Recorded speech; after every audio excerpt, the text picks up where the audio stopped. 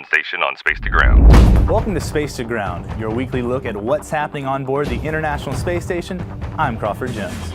ISS Expedition 40 came to a close this week as 3 crew members said farewell to their home in space.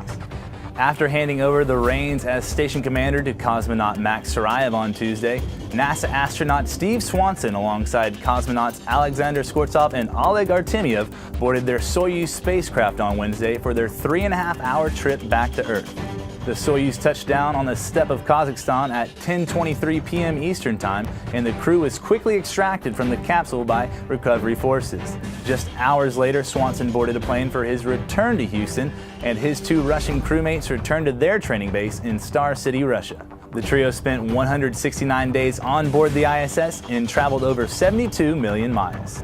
The departure of Swanson, Skvortsov, and Artemyev officially kicked off ISS Expedition 41 with new commander Max Sarayev and flight engineers Reid Wiseman and Alexander Gersh remaining on board. They will have the orbital outpost all to themselves for about 2 weeks before being joined by their Expedition 41 crewmates, NASA astronaut Butch Wilmore, and cosmonauts Yelena Serova and Alexander Somokudiaev.